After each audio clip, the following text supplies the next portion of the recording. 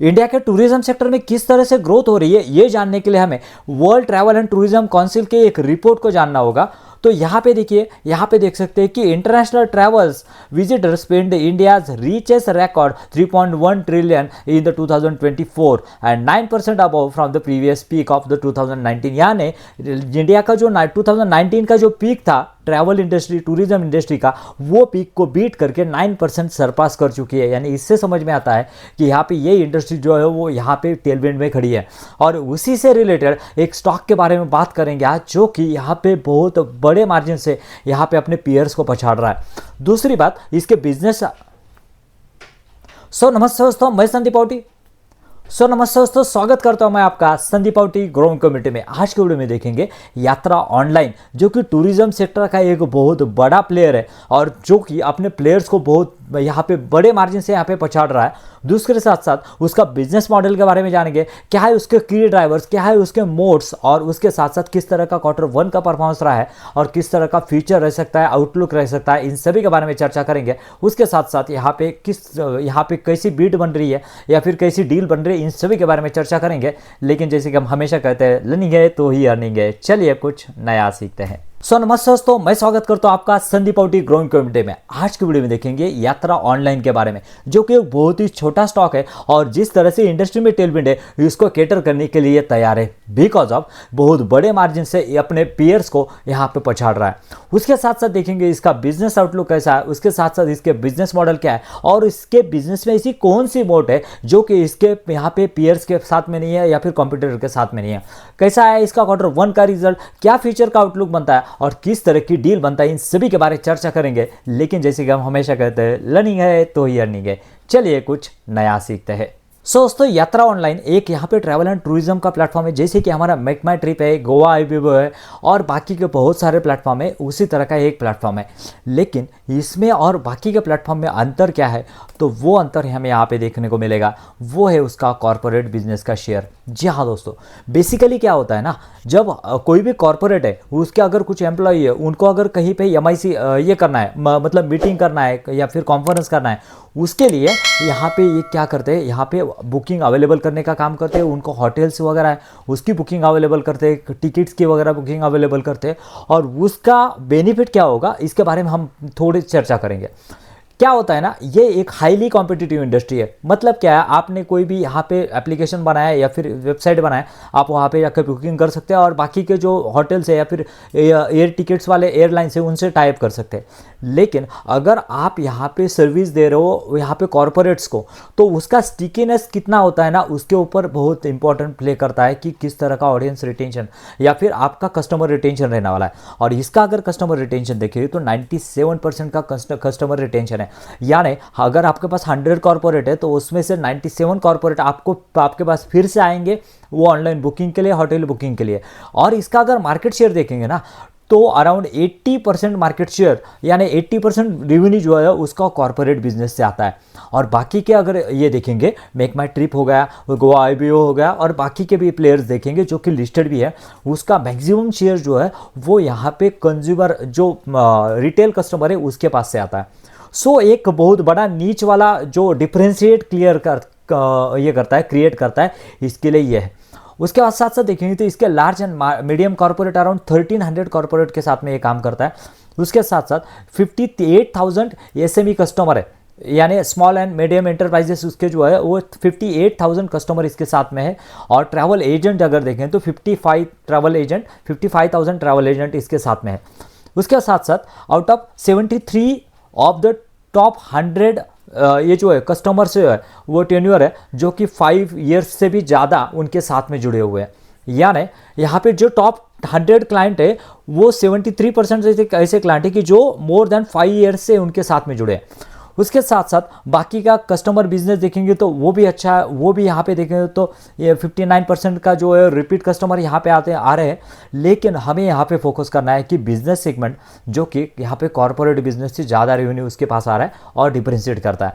उसके बाद में दोस्तों ये तो होगी बिजनेस के बाद। अभी बात करेंगे कि किस तरह का कंपनी का Q1 का रिजल्ट आया, बिकॉज अब इससे पता चलेगा कि ग्रोथ इसमें भूख कितनी है और किस तरह का फ्यूचर आउटलुक बन सकता है। चलिए दोस्तों यहाँ पे क्वार्टर वन का अगर परफॉर्मेंस देखेंगे तो यहाँ पे देख सकते हैं लास्ट ईयर क्वार्टर वन 2025 में यहाँ पे 100 करोड़ का यहाँ पे कंपनी का रेवेन्यू था। ये मिलियन में हम यहाँ पे कन्वर्ट करेंगे इन टर्म्स ऑफ करोड़, जो कि अभी हो चुका है 209.8 यानी 210 करोड़ का रेवेन्यू यहाँ पे कंपनी ने इस क्वार्टर में बनाया। और यहाँ पे अगर ग्रोथ देखेंगे ना तो ईयर ऑन ईयर बेसिस पे 108% की फिनोमिनल ग्रोथ यहाँ पे देखने को मिलती है। सो दोस्तों बेसिकली क्या है ना, इनका कहना है कि ये तो जस्ट शुरुआत है।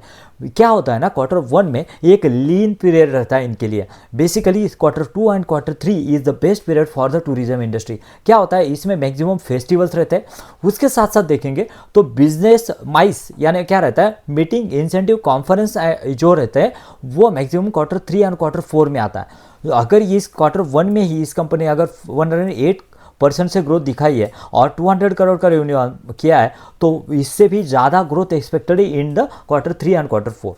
इसके साथ साथ कंपनी का यहाँ पे ईबिटा मार्जिन से अगर देखेंगे और ईबिटा अगर देखेंगे तो देखिए लास्ट ईयर कंपनी का ईबिटा था अराउंड 7 करोड़ और अभी हुआ है अराउंड 224.2 करोड़।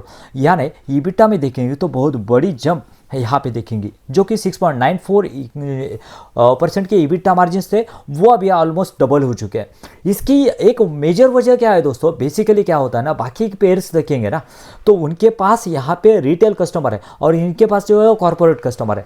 कॉर्पोरेट कस्टमर होने की वजह से क्या होता है, उनको ट्रैवल के तो टिकट बेचते ही है, उसके साथ साथ यहाँ पे होटल के टिकट भी बेचे जाते हैं, जो कि यहाँ पे हाई मार्जिन वाला प्रोडक्ट रहता है। मतलब क्या है, अगर आप यहाँ पे रेवेन्यू यहाँ पे अगर मार्जिन देखेंगे तो आपको यहाँ पे एयर टिकट में या फिर ट्रैवल टिकट में ज़्यादा मार्जिन नहीं है, लेकिन होटलिंग इंडस्ट्री में जहाँ पे आप बुकिंग देते हो उससे ज़्यादा मार्जिन मिलते हैं।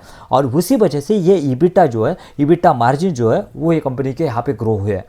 उसके साथ साथ ये एक पैरामीटर रहता है कि ग्रॉस मार्जिन। मतलब क्या है दोस्तों, जैसे कि आपने एक रूम जो है वो यहाँ पे किसी होटल में 5 स्टार होटल में यहाँ पे बुक की फॉर द 10,000 रुपीज़ और आप यहाँ पे कर रहे हो वो उस कंपनी के लिए, वो कंपनी आपको चार्ज कर रही है 9,500 रुपीज़। मतलब क्या है, आपके 500 रुपीज़ जो है वो आपके ग्रॉस मार्जिन है। इसको कहते हैं हम यहाँ पे रेवेन्यू लेस सर्विस कॉस्ट यानी RLSC जो जिसको कहा जाता है। और ये भी यहाँ पे देखेंगे तो वो भी बढ़ रहा है। देखिए ग्रॉस मार्जिन से अगर देखेंगे तो 4.87 से यहाँ पे ग्रॉस मार्जिन जो है वो बढ़े हुए हैं यहाँ पे अराउंड 6.41। सिमिलरली जैसे कि मैंने कहा है होटल इंडस्ट्री में इसका शेयर जो है वो बढ़ रहा है। सिमिलरली आपको यहाँ पे ईबिटा मार्जिन की तरह यहाँ पे पैट मार्जिन भी यहाँ पे इंप्रूव होते हुए दिखेंगे। यहाँ पे देख सकते हैं जो कि 44 करोड़ का पैट था वो बन चुका है अभी 16 करोड़ और यहाँ पे 3.97% के यहाँ पे जो पैट मार्जिन थे वो ग्रो हो चुके हैं 63% में। यानी बहुत बढ़िया तरीके से यहाँ पे रेवेन्यू बढ़ रहा है, रेवेन्यू 100% से बढ़ा है, अराउंड ईबिटा मार्जिन डबल हुए हैं। कंपनी के यहाँ पे देखेंगे तो ग्रॉस मार्जिन भी 1.5 टाइम हुए हैं। उसके साथ साथ देखेंगे तो पैट भी यहाँ पे कंपनी का डबल से भी ज़्यादा 4 टाइम्स का पैट से यहाँ पे कंपनी ने डिलीवर किया है। मतलब क्या है दोस्तों, ये हमें कंपनी का ऑपरेटिंग लेवरेज मिलते हुए दिख रहा है और बाकी की कंपनियां यहाँ पे स्ट्रगल करती हुई दिख रही है बिकॉज ऑफ यहाँ पे उनका रिटेल सेगमेंट में यहाँ पे रेशियो है। सो दोस्तों ये तो हो गई अभी तक की बात, लेकिन ये देखना होगा कि कंपनी का फ्यूचर प्रोजेक्शन क्या है और कंपनी की डील कैसे बन रही है, वैल्यूएशन क्या है, इसके बारे में हम आगे बात करेंगे।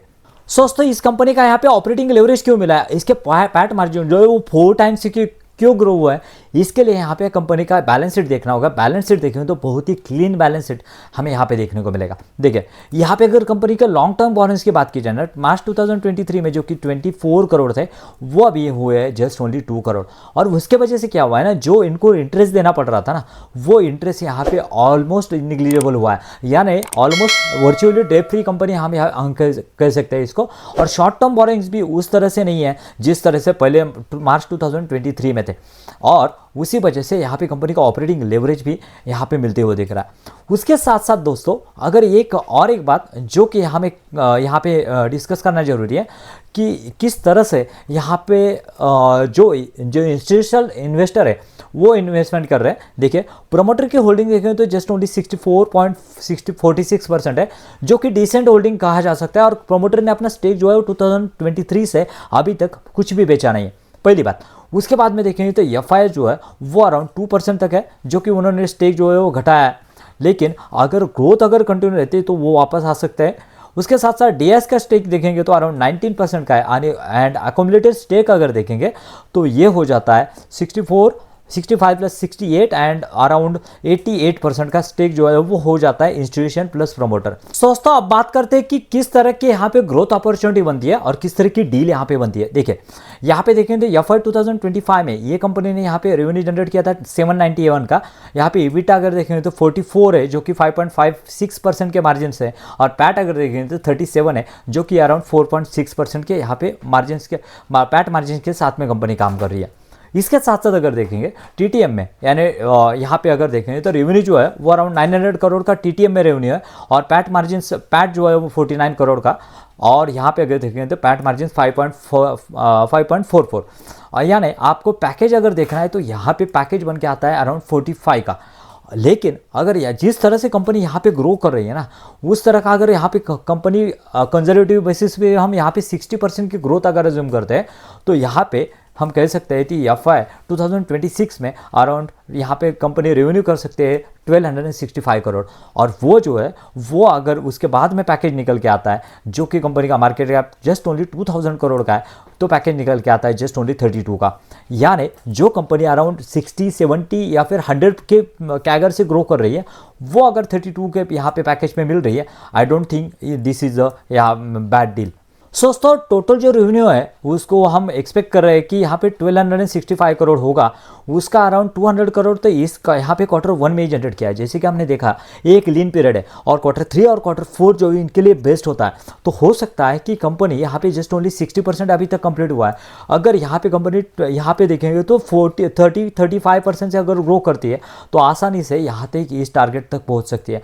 और जिस तरह का परफॉर्मेंस है, जिस तरह की फ्यूचर में यहाँ पे इंडस्ट्री में टेलमेंट है, मुझे लग रहा है कि इसमें एक अच्छा अपॉर्चुनिटी बन सकता है। दोस्तों ये एनालिसिस कैसे लगा कमेंट में जरूर बताइए, जिसका मुझे बेसब्री से इंतजार रहेगा। और अगर इसको ट्रैक करना है तो चैनल को सब्सक्राइब करना मत भूलिए, बिकॉज ऑफ ऐसे ही वीडियो, अच्छे वीडियोज़ और ये यहाँ पे स्टॉक को कंटिन्यूसली मैं ट्रैक करने वाला हूँ। मिलते हैं नए वीडियो में। Thank you very much. जय हिंद।